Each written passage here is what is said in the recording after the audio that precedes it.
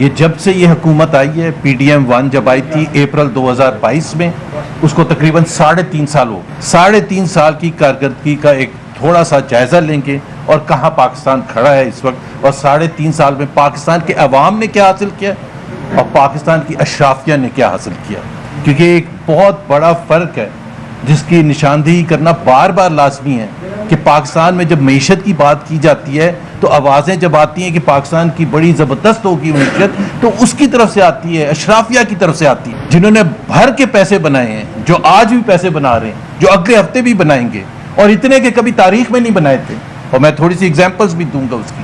لیکن عوام کا اگر ذکر کریں تو ان کے لیے سب نقصان ہی نقصان ہوا ہے۔ اگر آپ 3.5 سال کا جائزہ لیں تو پاکستان کی تاریخ میں، ایک تو 3.5 سال میں تمام، جس کو آپ میکرو اکنامک انڈیکیٹرز کہتے ہیں، تمام ریکارڈ توڑ دیے ہیں، اور یہ میں لفاظی نہیں کر رہا، میں ابھی آپ کو بتا بھی دوں گا۔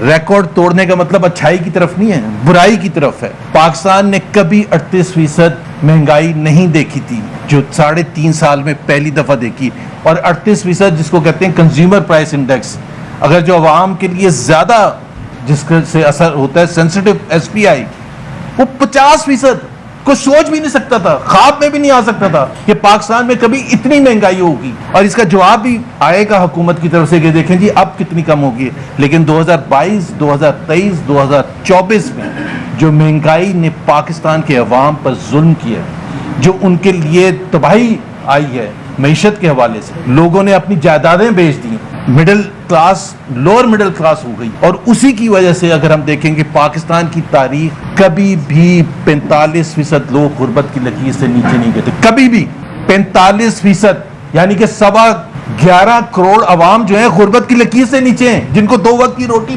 نصیب نہیں ہے، اور یہاں ہر روز جا کے پرائم منسٹر یا فائنانس منسٹر اسٹاک ایکسچینج میں وہ بیل بجاتے ہیں کہ جی ترقی کے کتنے، اور دیکھیں جی IMF نے کیا کہہ دیا اور ورلڈ بینک نے کیا کہہ دیا۔ اصل حقیقت یہ ہے، اصل حقیقت کہ وہ 11.25 کروڑ عوام جو غربت کی لکیر سے نیچے ہیں، کروڑوں عوام کو پچھلے 3 سال میں غربت کی لکیر سے نیچے ڈالا گیا ہے، کروڑوں کو۔ اور اس کی وجہ سے اگر آپ دیکھیں بے روزگاری ایک تیسرا جو سب سے بڑا ایک انڈیکیٹر ہے کہ معیشت اچھی ہے یا خراب ہے، 22% بے روزگاری کا ریٹ ہے، ان امپلائمنٹ ریٹ 22%۔ اگر 10% جس ملک میں ہوتا ہے تو چیخیں نکل جاتی ہیں، لوگ کہتے ہیں کہ یہ اتنی زیادہ ان امپلائمنٹ ہو گئی ہے، یہاں 22%، اور 22% کا ذکر نہیں ہوتا۔ کبھی آپ نے دیکھا ہے کبھی پرائم منسٹر ذکر کر رہے ہوں، کبھی فائنانس منسٹر ذکر کر رہے ہوں، کبھی پارلیمنٹ میں ٹریجری بینچز سے سپیچز ہو رہی ہوں کہ جی اتنے لوگ بے روزگار بیٹھے ہوئے ہیں، اتنے لوگ پاورٹی سے نیچے بیٹھے ہوئے ہیں۔ اور جو سب سے زیادہ فکر مند بات ہے، جو یوتھ ہے، جو پاکستان کا سرمایہ ہے، جس کے بنیاد پر ہم کہتے ہیں کہ ہمارا یوتھ بلج اتنا زبردست ہے کہ فیوچر بڑا زبردست ہے، اس میں 30% سے زیادہ بے روزگاری ہے، 30% سے زیادہ۔ اچھا، یہ کبھی پاکستان کی تاریخ میں نہ 22% بے روزگاری، کبھی بھی کوئی ریکارڈ نہیں بتاتا، نہ کبھی یوتھ میں 30% سے زیادہ۔ چوتھے انڈیکیٹر پر آ جائیں، قرضوں کے حوالے سے بڑے الزامات لگائے گئے، جی اس حکومت نے قرضے اتنے لے لی، اس حکومت نے۔ میں صرف یہ آپ کو بتا دوں، باقی ڈیٹیلز تو ہوتی رہیں گی۔ جب عمران خان کے 3.5 سال تھے تو 19 ٹریلین روپیز کے قرضوں میں اضافہ ہوا تھا، اور یہ میں پاکستان کی حکومت کے اعداد و شمار بتا رہا ہوں، چاہے 45% غربت کی لکیر سے نیچے، یا 22% بے روزگاری سے، یا انفلیشن کے جو میں نے نمبرز بتائے ہیں، اسی طرح سے قرضے حکومت پاکستان کے حساب سے 19 ٹریلین میں اضافہ ہوا تھا 3.5 سال میں جب عمران خان صاحب کی حکومت تھی۔ اب 3.5 سال میں اس سے ڈبل ہو گیا، تقریباً 38 ٹریلین روپیز کے قرضوں میں اضافہ ہو گیا۔ آپ نے کہیں دیکھا ہے وہ قرضے لگتے ہوئے؟ کیا پاکستان کے عوام نے اس سے کوئی فائدہ اٹھایا ہے؟ کیا ان کے لیے کچھ زیادہ سہولت پیدا ہو گئی ہے؟ کیا پاکستان کے عوام کو روزگار مل گیا ہے؟ کیا پاکستان کے عوام ایک خوشحال ہونا شروع ہو گئے؟ 38 ٹریلین روپے 3.5 سال میں۔ پہلے کہتے تھے نا الزام کہ انہوں نے کہاں کیے قرضے، تو آپ بتائیں پہلے کہ آپ نے وہ 38 ٹریلین روپیز جو آپ نے قرضے لیے ہیں وہ کہاں گئے ہیں؟ اور قرضوں سے میں یہ بتا دوں صرف یہاں ایک بیچ میں کہ پاکستان کی جو اکنامک مینجمنٹ ہے نا آج کل، وہ صرف 2 چیزوں پر ہے، لونز اور رول اوورز، کہ کتنے آپ کے IMF سے، ورلڈ بینک سے، اور اس پر ایک دوسرے کو مبارکباد دیتے ہیں۔ مطلب سب سے زیادہ تو شرمناک، ایک طرف تو میاں نواز شریف اور شہباز شریف کہتے ہیں ہمیں شرم آتی ہے جا کے وہاں قرضے مانگنے، کہ لوگوں سے ہم کشکول پھیلاتے ہیں، پھر جب ملتا ہے تو کہتے ہیں مبارک ہو آپ کو. اور دوسرا رول اوورز جو میں کہہ رہا ہوں، جو ہمارے دوست ممالک ہیں، جو ہم ظاہر ہے اپریشیٹ بھی کرتے ہیں، ان کا شکریہ بھی ادا کرتے ہیں، سعودی عربیہ ہے، یو اے ای ہے، چائنا ہے، جنہوں نے ہمیں قرضے دیے جس کے بیسس پر، جس کی وجہ سے جو آج فورن ایکسچینج ریزروز آپ کے تھوڑا بہت جو آپ کو سنبھال سکیں ہیں آپ، وہ اسی وجہ سے ہیں کہ جو ان کے طرف سے، ان تین ممالک کی طرف سے 10-11 بلین ڈالرز اس وقت ہمارے پاس پڑے ہیں. اور میں یہاں ایک ضرور ذکر کرنا چاہوں گا، میں آؤں گا یہ قرضوں کے حوالے سے اور ریزروز کے حوالے سے، بٹ جس طرح میں نے قرضوں کا کہا تھا، اسی طرح سے انویسٹمنٹ اگین ایک بہت ہی بنیادی چیز ہے. پہلے انویسٹمنٹ ہوگی تو پھر ترقی ہوگی، پھر جابس کریشن ہوگی، پھر خوشحالی آئے گی، پھر ٹیکسز میں اضافہ ہوگا. اب آپ انویسٹمنٹ کی حالت دیکھیں، 2 سال پہلے SIFC بنائی گئی اور اب مبارکباد دی گئی کہ جی اس سے جو ہے $100 بلین جو ہے آپ کی فورن ڈائریکٹ انویسٹمنٹ آئی. کتنی ہے وہ تو میں آپ کو بتاتا ہوں، لیکن جو ریکارڈ ہے کہ پاکستان کی تاریخ پچھلے 50 سال میں انویسٹمنٹ ریشو جس کو آپ کہتے ہیں انویسٹمنٹ ٹو GDP 50 سال کی کم ترین شرح پر، 50 سال کی کم ترین شرح پر. یہ اعداد و شمار میں اپنی طرف سے نہیں کہہ رہا، بائی دا وے یہ فائنانس منسٹر نے خود ایکسیپٹ کیا تھا پریس کانفرنس میں. بالکل انویسٹمنٹ ریشو پاکستان کی 50 سال کی کم ترین سطح پر ہے. تو وہ $100 بلین یا $75 بلین جو آنے تھے وہ کہاں سے آنے تھے؟ یہ ایسے ہم ایک دوسرے کو مبارکباد دیتے ہیں. آپ کو یاد ہوگا کہ پرائم منسٹر شہباز شریف پچھلے 3-3.5 سال میں کو درجنوں انہوں نے دورے کیے ہیں، مڈل ایسٹ کے، دوسرے ممالک کے، سینٹرل ایشین ریپبلک کے، دوسرے ممالک سے لوگ آئے ہیں. پتہ نہیں کو 300-400 MOUs سائن ہو گئے کہ جی $2 بلین کی اور کمٹمنٹ ہوگی، $4 بلین کی اور کمٹمنٹ. اس میں سے ایک پیسہ نہیں آیا، ایک پیسہ نہیں آیا. جو پاکستان کی جو انویسٹمنٹ میں نے آپ کو ریشو بتا دیا کہ پاکستان 50 سال میں کم ترین سطح پر. سو یہ اگر فکر کی بات نہیں ہے تو میرا خیال ہے کیا فکر کی بات ہے. اور اس سب کا جو نچوڑ ہوتا ہے، سب کا نچوڑ ہوتا ہے جس کو آپ کہتے ہیں کہ پاکستان کی اگر آپ نے معیشت کو دیکھنا ہے تو آپ کس طرح سے موازنہ کریں گے کہ آج کے ادوار کو پچھلے ادوار سے یا 70 سے یا 90 سے یا دوسرے کنٹریز کے ریجن سے like Bangladesh, India, Sri Lanka. Growth rate, GDP growth rate اس وقت جو پچھلے 3 سال کا، کیونکہ ہم 3 سال کا موازنہ کر رہے ہیں، تو ایوریج گروتھ ریٹ 1.62% ہے، 1.62% ایوریج گروتھ ریٹ ہے. جو پاکستان کی کوئی بھی 3 سال کا آپ پیریڈ لے لیں، ہسٹورک پیریڈ لے لیں، کم ترین شرح ہے. بلکہ اس کے بعد اگر 3 سال کا کوئی موازنہ لے تو 3.55% ہے. سو آدھی سے بھی کم لیول ہے آپ کی گروتھ ریٹ کا، 1.62%. اور اس کی وجہ سے اب آپ اگر اس کو کمپیئر کریں 1.62% کو، آپ کی پاپولیشن انکریز 2.6% ہے. تو اگر 2.6% تو پاپولیشن میں اضافہ ہو رہا ہے اور گروتھ آپ کی 1.6% ہے، تو ظاہر سی بات ہے انمپلائمنٹ ہوگی، ظاہر سی بات ہے کہ لوگ غربت کی لکیر سے نیچے جائیں گے، ظاہر سی بات ہے انمپلائمنٹ ہوگی، ظاہر سی بات ہے کہ مہنگائی ہوگی. اور مہنگائی پر میں ایک کمنٹ کر دوں کہ بہت سے حکومتی عہدیدار اس کا جواب دیں گے کہ اب تو ہم لیں. آپ نے ڈپریس کرتی ہے، آپ نے ڈیمانڈ ڈپریس کرتی ہے، لوگوں کے پاس پیسہ ہی نہیں ہے خرید. تو اس سے آپ ایک اور اشاریے کی طرف آتے ہیں، قوت خرید، کہ پاکستان کے عوام کی قوت خرید کے ساتھ ہوا کیا پچھلے 3 سال میں. ایک نیا ریکارڈ 60% کے قریب قوت خرید میں کمی آئی ہے اپریل 2022 سے لے کے آج تک.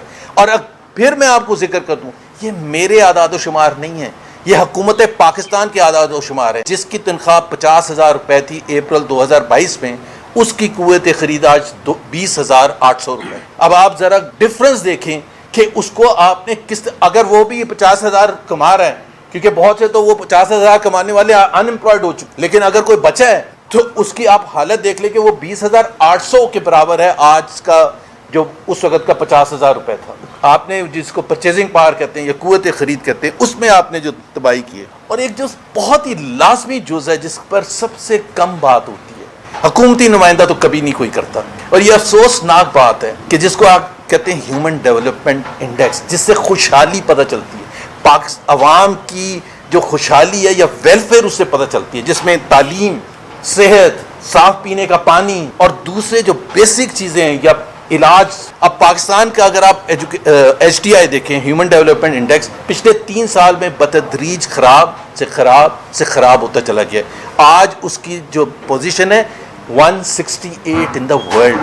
ابھی شرمناک بات ہے کیونکہ وہ اس کا تعلق عوام سے ہے. اس پر کوئی اشرافیہ نہیں بولے گا, اس پر کوئی نہیں بات کرے گا کہ جی اسٹاک ایکسچینج انڈیکس کہاں پہنچ گیا, اس پر کوئی بات نہیں کرے گا. 168 2,70,00,000 بچے پاکستان کے اسکول نہیں جا سکتے. پاکستان میں 40% الٹریسی ہے, 60% یعنی کہ لٹریسی ریٹ ہے. جتنے ممالک آپ اٹھا کے دیکھ لیں جن سے ہم مقابلہ کرتے تھے وہ کہاں پہنچ گئے. ملائیشیا کو دیکھ لیں, انڈونیشیا کو دیکھ لیں, سری لنکا کو دیکھ لیں, انڈیا کو دیکھ لیں, بنگلہ دیش کو دیکھ لیں. 90s میں لٹریسی ریٹ پہنچ گیا, 96 97, اور اس کی وجہ سے خوشحالی آئی ہے. پر کیپٹا انکم ان کا دیکھ لیں کہ کہاں سے کہاں پہنچ گئے. ہم صرف اس میں خوش ہوتے ہیں جیو پالیٹک میں کہ جی ہمیں وائٹ ہاؤس میں بلا لیا تو ہم سمجھتے ہیں یہ حل ہے پاکستان کی معیشت کو ٹھیک کرنے کا. اگر یہ حل ہوتا تو 60 میں ایوب خان کو بھی بڑا ریڈ کارپٹ ٹریٹمنٹ دیا تھا, 80s میں بھی بڑا ریڈ کارپٹ ٹریٹمنٹ دیا تھا, مشرف صاحب کو بھی بٹ صاحب بلاتے تھے بار بار, بڑا آپ جب تک ان چیزوں کو فکس نہیں کریں گے انٹرنلی, اپنا ٹیکس سسٹم, اپنا ایجوکیشن سسٹم, اپنا ہیلتھ سسٹم. ہیلتھ کی حالت یہ ہے کہ 40% بچے سٹنٹڈ ہیں, گروتھ نہیں ہے نارمل. اس کا مطلب ہے اب ایک طرف 40% بچے گروتھ نہیں ہے نارمل, دوسری طرف سے 2,70,00,000 بچے اسکول نہیں جا رہے, اور جو اسکول جا رہے ہیں پبلک اسکول, اس کی تعلیم ہمیں پتہ ہے. آپ جا کے سندھ میں اور بلوچستان میں دیکھ لیں کہ اس کے پاس پڑھانے کی فیسلٹیز تک نہیں ہے, کلاس رومز تک نہیں ہے, ٹوائلٹس تک نہیں ہے. اب اس میں آپ کہہ رہے ہیں کہ پاکستان کا فیوچر بڑا زبردست ہے. میرا خیال ہے پاکستان کے عوام کو سچ بتانا چاہیے کہ پاکستان کا فیوچر بچوں کی تعلیم سے منسلک ہے, جیسے ہم اپنے گھر میں کرتے ہیں, جیسے ہم اپنے گھر کے بچوں کو کرتے ہیں. تو وہ جو بیٹھا ہے جو اسکول نہیں جا رہا ہے وہ بھی ہمارا بچہ ہے. اگر ہم اس کے لیے فکر مند نہیں, ہم تو ذکر ہی نہیں کرتے ہیں تعلیم کا, کبھی ذکر کرتے ہیں. پاکستان کی اس وقت بھی باوجود اس کے کہ ہم سب سے پیچھے ہیں, اس وقت بھی جو بجٹ پاس ہوا ہے, پاکستان کا جو education to G D P percentage ہے وہ ابھی بھی ریجن میں سب سے کم ہے. یہ آپ خود بتائیں. اور یہ جو میں ہیومن ڈیولپمنٹ انڈیکیٹر کی بات کروں, ایشیا میں صرف ایک ملک ہمارے سے پیچھے ہے, وہ افغانستان ہے, اور یہ کوئی فخر کی بات نہیں ہے. اور جو دوسرے ممالک جو ہمارے ساتھ ہیں 20 ممالک, وہ سب سہارن افریقہ کے ہیں. ہم کسی کے ساتھ نہیں کمپیٹ کر رہے, ہم کہیں بھی نہیں آگے گئے, ہم بتدریج پیچھے چلتے جا رہے ہیں. اس کے علاوہ آپ نے پبلک سیکٹر انٹرپرائزز کا دیکھ لیا, تقریباً 1 ٹریلین روپے بول بول کے ہم سن کے وزیر اعظم صاحب کو تھک گئے کہ جی ہم یہ کر رہے ہیں, ہم یہ کر رہے ہیں, ہم سرکولر ڈیٹ کا یہ کر رہے ہیں. اس وقت تقریباً ٹریلین روپیز نقصان برداشت کر رہی ہیں پبلک سیکٹر. کون پے کر رہا ہے؟ میں اور آپ اور یہ غریب عوام پے کر رہے ہیں. اور اس سے مجھے یہ جو سب سے زیادہ امپورٹنٹ چیز ہے نا کہ اشرافیہ ورسز عوام, جب آپ یہ کہتے ہیں کہ معیشت سٹیبل ہو گئی ہے, ڈیفالٹ سے ہم نکل کے آ گئے اور سٹیبل ہو گئی ہے, بالکل سٹیبل ہو گیا ہے. کس کے لیے سٹیبل ہو گیا ہے؟ اشرافیہ کے لیے سٹیبل ہو گئی. اگر سٹیبل ہوتی تو 45% لوگ غربت کی لکیر سے نیچے نہ ہوتے. سو ہمیشہ سوال یہ ہے, ہمارا حکومت سے بھی سوال یہ ہے, آپ جب معیشت کی بات کرتے ہیں اور کہتے ہیں سٹیبل ہوگی, اور یہ ڈیفالٹ کی بھی اسد کیسر صاحب میں بات کروں گا 2 منٹ, تو جو متھ کریٹ کیا گیا جب ووٹ آف نو کانفیڈنس ہوا تو اس وقت بہت سے بہانے کیے گئے. بھائی آپ سیدھا کہتے ہیں ووٹ آف نو کانفیڈنس ہمارے آئین میں لکھا ہوا ہے, ہم وہ کرنے جا رہے ہیں. ایک ریزن یہ دیا گیا کہ پاکستان ڈیفالٹ کرنے والا تھا, اس لیے میں آپ کو صرف 2-3 نمبر دے دیتا ہوں. اور آپ ڈیفالٹ اس وقت ہوتا ہے جب آپ کے پاس ڈالرز میں کمی ہوتی ہے اور آپ اپنی انٹرنیشنل اوبلیگیشنز نہیں پوری کر سکتے. جنوری اینڈ 2022 جب فیصلہ کیا گیا ووٹ آف نو کانفیڈنس کا, اور یہ آپ ریکارڈ اگین اسٹیٹ بینک کے جا کے اٹھا کے دیکھ لیں, $17 بلین اسٹیٹ بینک کے ریزرو سے, $17 بلین. اس کا مقابلہ کریں جون 2023 $4 بلین. تو ڈیفالٹ 17 بلین پر ہونا تھا یا 4 بلین پر ہونا تھا؟ 4 بلین جب رہ گئے تھے تو آپ کو یاد ہوگا کہ وزیر اعظم وہاں پیرس میں ایم ڈی کے پاس IMF کی اسحاق ڈار صاحب نے تو بھگا دیا تھا, اور فورن ایکسچینج ریزروز کم ہوتے چلے گئے. اور یہ بھی ایک متھ ہے, یہ بھی میں آپ کو بتا دوں کہ جی ہم ڈیفالٹ کر جاتے. جب مفتاح اسماعیل فائنانس منسٹر تھے اگست اینڈ 2022 میں IMF was on board with Pakistan. So IMF جب بورڈ پر آ گیا تھا, قرضہ جاری کر دیا, قسط جاری کر دی, تو پھر کس چیز کا تھا؟ مارچ کے مڈل میں 2 ہفتے پہلے ووٹ آف نو کانفیڈنس کے foreign exchange reserve state bank کے پاس $15 بلین تھے. آپ خود بتائیں کہ $15 بلین پر کوئی خطرہ تھا یا $4 بلین پر خطرہ ہوگا؟ اور سٹوری یہ بنا دی گئی کہ ہم ریاست کو بچانے کے لیے ہم نے اپنی سیاست ختم کر دی. بھائی آپ نے کوئی ریاست کو بچانے کے لیے نہیں کی تھی, آپ نے پاور لینے کے لیے کی تھی, آپ نے قرض. ایک تو ابھی ہم نے دیکھا چینی کا سکینڈل. اب مسئلہ یہ ہے کہ سکیم ہوتا کیا ہے؟ اس سکیم یہ ہوتا ہے کہ جو حکومت میں بیٹھے ہیں, جو اشرافیہ ہے, وہی فیصلہ سازی کر رہی. ابھی آڈیٹر جنرل نے 10 دن پہلے نیشنل اسمبلی کی کمیٹی میں یہ کہا کہ $300 بلین شوگر اونرز کی جیبوں میں گیا اس پرائس انکریزز کی وجہ سے. پہلے ماشاءاللہ کافی کماتے ہیں, یہ اس کے اوپر ہے. 300 بلین کس کی جیبوں سے کیا ہے؟ غریب عوام کی جیب سے کیا ہے. وزیر اعظم نے جب سب ہو گیا لوٹ لیا عوام کو تباہ کر دیا تو انہوں نے کہا کہ جی میں شوگر مافیا کو کنفرنٹ کروں گا. پہلے تو آپ اپنے صاحبزادہ جو ہیں وہ بھی تو شوگر مافیا کا حصہ ہیں, ان کو تو کنفرنٹ کریں نا, ان کے تو آڈٹ کروائیں نا, ان سب کا آڈٹ کروائیں جو فیصلہ سازی میں شامل ہیں. فیصلے بھی آپ کر رہے ہیں ایکسپورٹ کے اور فیصلے بھی آپ کر رہے ہیں امپورٹ کے. صرف ایکسپورٹ اور امپورٹ کا جو ڈفرنس ہے سیم کوانٹٹی 84 بلین تو بیچ میں سے غائب ہو گیا. 198 بلین 114 بلین آپ نے ایکسپورٹ میں کمائے, 114 بلین اسی کوانٹٹی پر, اور اسی کوانٹٹی کو منگوانے میں 198 بلین. 84 بلین کا کس کی جیبوں سے کیا؟ عوام کی جیبوں سے کیا. اب اسی طرح سے ایک ویٹ سکینڈل آیا تھا. اب ویٹ سکینڈل میں بھی 300 بلین کی ہیرا پھیری ہوئی, 300 بلین کی, لیکن ابھی اس کی رپورٹ آ گئی آڈیٹر جنرل کی. کوئی ایکشن ہوا؟ کوئی ایکشن نہیں. کیا بتایا گیا؟ پہلے تو یہ جھگڑا ہو رہا ہے کہ وہ پی ڈی ایم 1 کی گورنمنٹ نے فیصلے کیے تھے یا کیئر ٹیکر گورنمنٹ نے کیے تھے یا جو پی ڈی ایم 2 کی گورنمنٹ آئے تھے انہوں نے فیصلے کیے تھے. اب عوام بیٹھ کے یہ انتظار کر رہی ہے کہ وہ آپس میں اس چیز پر لڑ رہے ہیں. یہ نہیں کوئی ڈینائی کر رہا کہ عوام کو 300 بلین روپے کا تھوک لگایا, یہ کوئی بھی نہیں بات کر رہا, یہ کوئی بھی نہیں ڈینائی کر رہا. لیکن ڈینائی کیا کر رہے ہیں کہ وہ کاکڑ صاحب کہتے ہیں کہ جی ہماری حکومت میں تو یہ والا فیصلہ نہیں, یہ والا ہوا تھا. پی ڈی ایم کی جو جانے والی حکومت تھی وہ کہتے ہیں کہ یہ نہیں, یہ ہم نے نہیں کیا تھا, یہ تو کیئر ٹیکر نے کیا تھا. اور اس کے بعد جو نئی حکومت آتی ہے انہوں نے کہا جی ہم نے تو کوئی فیصلہ ہی نہیں. حالانکہ تینوں رسپانسبل تھے. اور میرے نزدیک کیئر ٹیکر تھی یا پی ڈی ایم 1 تھی یا P D M 2, it is a continuation of the same set up جو اپریل 2022 میں شروع ہوا تھا. سو یہ چھوٹی چھوٹی چیزیں تھیں. باقی آپ کو پتہ ہے معیشت کا حالت, ایگریکلچر سیکٹر لے لیں, 5 مین کراپس لاس میں, 5 مین کراپس پاکستان کی لاس میں. ہمیں بتایا گیا کہ ہم پتہ نہیں ایگریکلچر ریولوشن لے کے آئیں گے. انڈسٹری کی آپ نے حالت دیکھی, پورا سال 2 سال گزر کے نیگیٹو لارج اسکیل مینوفیکچرنگ چل فرام اسکیمس کرپشن. اور اس کی جو سب سے بڑی وجہ کوئی انویسٹمنٹ کرنے نہیں آئے گا ایسے ملک میں جہاں پولیٹیکل انسٹیبلٹی اس حد تک ہو, جہاں اس قسم کی جوڈیشری بیٹھی ہو جو کہ بالکل فیصلے جو بتائے جاتے ہیں وہ امپلیمنٹ کرتی ہے. انویسٹر کو کانفیڈنس چاہیے کہ کیا جوڈیشری ہمارے حق میں فیصلہ کرے گا یا نہیں کرے گا. آپ کو ساری کی ساری یہ چیزیں ٹھیک کرنی پڑیں گی, بٹ سب سے زیادہ امپورٹنٹ یہ ہے کہ پولیٹیکل اسٹیبلٹی ہے. پولیٹیکل اسٹیبلٹی کا ایک ہی طریقہ ہے کہ آپ free, fair and transparent election کرائیں اور ان کو پارلیمنٹ میں آنے دیں جو کہ عوام کے ووٹ سے آئیں, نہ کہ وہ جو فارم 47 کے تھرو آئے تھے جس کو کوئی بھی نہیں مانتا. فارن ایکسچینج ریزروز جو تھے جب پی ٹی آئی کی حکومت آئی تھی 25 ٹریلین تھے پاکستان کے ٹوٹل ڈیٹ, اور وہ جب چھوڑ کے گئے تھے 43 ٹریلین تھی. اب وہ 43 کی 80 ٹریلین ہو گئی ہے. تو وہ میں نے اس کو کہا تھا. اور فارن ایکسچینج ریزروز میں نے آپ کو نمبر دے دیے, $17 بلین تھے جنوری اینڈ 2022 میں, $15 بلین تھے. بائی دا وے 17 یا 15 بلین اس کے بعد 3.5 سال میں آج تک نہیں وہاں پہنچے. اور ووٹ آف نو کانفیڈنس اس لیے کرنے جا رہے تھے کہ ڈیفالٹ ہو رہا ہے پاکستان. اشرافیہ کیسے پیسے بنا رہی ہے؟ کیونکہ پالیسی بنانے میں ان کا اختیار ہے. ان کے لیے ایک کرائٹیریا ہوتا ہے پاکستان کی معیشت کا کہ پاکستان کی معیشت ڈیفالٹ سے نکلے. اور وہ کیسے نکلے گی؟ آپ آئی ایم ایف کے پاس جائیں گے. اسی وجہ سے پاکستان 25ویں دفعہ آئی ایم ایف گیا ہے.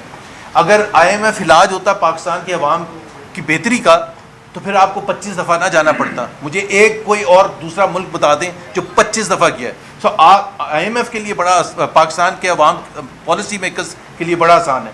ایک طرف اشرافیہ, جیسی ڈیفالٹ کا خطرہ باہر آئے گا, اور وہ کیسے آئے گا؟ آپ کی اپنی بہتری سے نہیں, آپ کی اپنی پروڈکٹیوٹی سے نہیں, آپ کی اپنی اکنامک مینجمنٹ کی وجہ سے نہیں. آئی ایم ایف کا جب لون آتا ہے تو اسی وقت ڈیفالٹ, کیونکہ دوسرے جو فارن کمرشل بینکس ہیں وہ بھی پیسے دیتے ہیں, دوست ممالک بھی پیسے دیتے ہیں, ورلڈ بینک بھی پیسے دیتا ہے, تو اس کی وجہ سے ان کو کبھی کوئی کنسرن ہی نہیں ہے. وہ تو صرف یہ کہتے ہیں دیکھیں جی معیشت کتنی زبردست ہوگی, 1,50,000 پہنچ گیا. بٹ آپ یہ بھی تو بتائیں, کبھی آپ یہ سنتے ہیں کہ اس مہینے غربت کی لکیر سے اتنے لوگوں کو ہم نے باہر نکالا ہے؟ کبھی آپ یہ دیکھتے ہیں کہ بے روزگاری میں اتنی کمی ہوئی ہے؟ یہ نہیں سنیں گے کبھی. جو اصل عوام ہے, تو عوام تو سوچتے ہیں کہ ہم اس یہ جو 1,50,000 ہے اور پرائم منسٹر جا کے وہ گھنٹی بجا رہے ہیں اسٹاک ایکسچینج میں, am I part of this Pakistan? That is the real question کہ میرا بھی یہ پاکستان پر حق ہے یا نہیں ہے. یہ صرف ان کا ہے جو دبا کے پیسے کما رہے ہیں. It's an admission of the failure of the system. Parliament کہاں ہے؟ وزیر اعظم کہاں ہے؟ کابینہ کہاں ہے؟ اگر وہ کسی کام کے نہیں ہے تو وہ بیٹھے کیوں ہیں؟ میں اور آپ اپنی جیبوں سے ان کو تنخواہیں کیوں دے رہے ہیں؟ پارلیمنٹ کیوں اتنا چل رہا ہے؟ اگر انہوں نے فیصلے نہیں کرنے, اگر فائنانس منسٹر نے, انڈسٹریز منسٹر نے, باقی جو ریلیٹڈ منسٹرز ہیں اکانومی کے, اگر اس کا مطلب ہے وہ فیل ہو گئے نا, تب وہ گئے آرمی چیف کے پاس. تو it's an admission of the failure تو پھر اس کا مطلب یہ ہے کہ یہ پھر کھچڑی آدھی آدھی نہیں، اس کا مطلب یہ میں کیوں پیسے دوں ان کے لیے جو بڑی بڑی کاریں لے کے پھر رہے ہیں، دنیا بھر میں پھرتے ہیں، جھنڈے لگائے ہوئے ہیں، بڑے بڑے گھر ہیں، بڑے بڑی تنخواہیں لے رہے ہیں اور فیصلے خود نہیں کر رہے، اور فیصلوں کے لیے آپ کسی اور کو بھیج دیں۔